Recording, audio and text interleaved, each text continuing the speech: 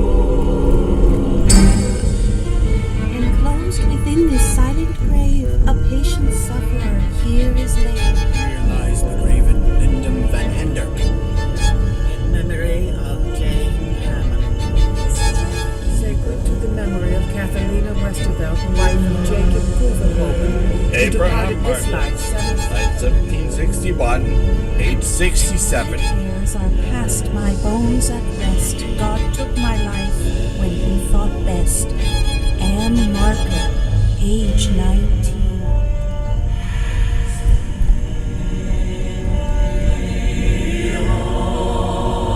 Mary Buckhout, died 1755, age 73. Reverend Thomas Smith.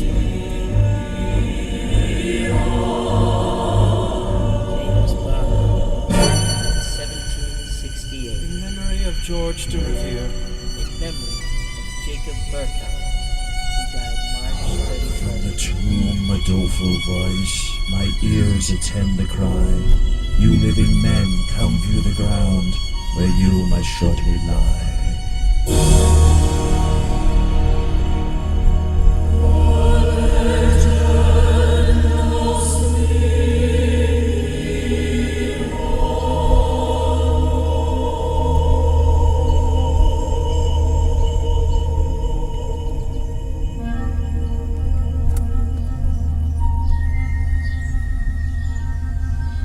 In the bosom of one of those spacious coves which indent the eastern shore of the Hudson, at that broad expansion of the river denominated by the ancient Dutch navigators the Tappan Zee, there lies a small market town, or rural port, which by some is called Greensburg, but by which is more generally and properly known as Tarrytown.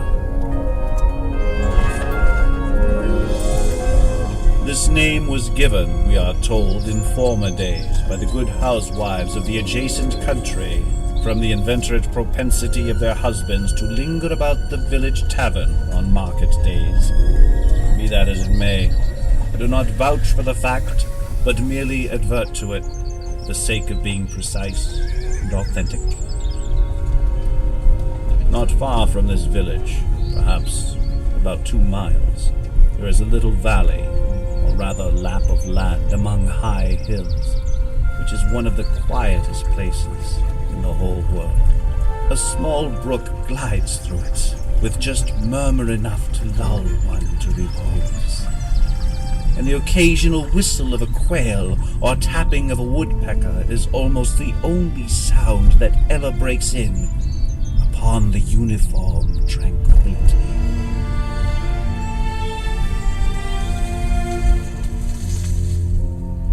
I recollect that when a stripling, my first exploit in squirrel shooting was in a grove of tall walnut trees that shades one side of the valley. I had wandered into it at noontime, when all nature is peculiarly quiet, and was startled by the roar of my own gun as it broke the Sabbath stillness around, and was prolonged and reverberated by the angry echoes. If ever I should wish for a retreat whither I might steal from the world and its distractions and dream quietly away the remnant of a troubled life, I know of none more promising than this little valley. From the listless repose of the place and the peculiar character of its inhabitants, who are descendants from the original Dutch settlers, this sequestered glen has long been known by the name of Sleepy Hollow, and its rustic lads are called the Sleepy Hollow Boys throughout all the neighboring country. A drowsy, dreamy influence seems to hang over the land and to pervade the very atmosphere. Some say that the place was bewitched by a high German doctor during the early days of the settlement. Others, that an old Indian chief, the prophet or wizard of his tribe, held his powwows there before the country was discovered by Master Hendrik Hudson. Certain it is, the place still continues under the sway of some witching power. It holds a spell over the minds of the good people, causing them to walk in a continual reverie. They are given to all kinds of marvelous beliefs, are subject to trances and visions, and frequently see strange sights and hear music and voices in the air. The whole neighborhood abounds with local tales, haunted spots, and twilight superstitions. Stars shoot and meteors glare oftener across the valley than in any other part of the country, and the nightmare, with her whole ninefold, seems to make it the favorite scene of her gambols.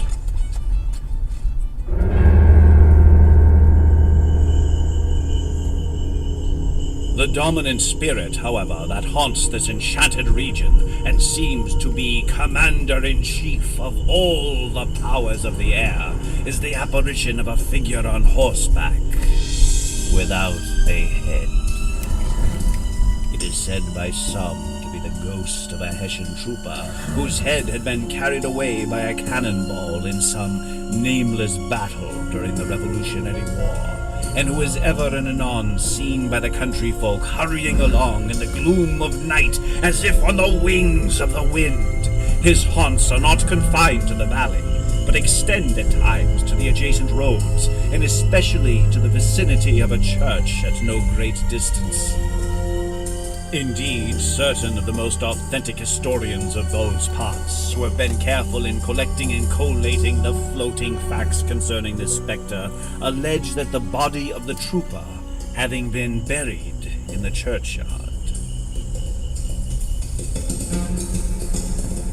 the ghost rides forth to the scene of battle in nightly quest of his head, and that the rushing speed by which he sometimes passes along the hollow like a midnight blast is owing to his being belated and in a hurry to get back to the churchyard before daybreak.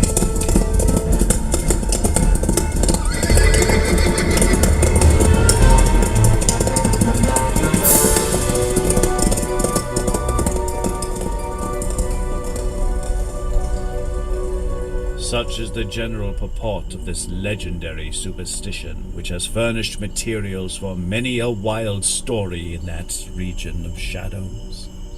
And the spectre is known at all the country firesides by the name of the Headless Horseman of Sleepy Hollow.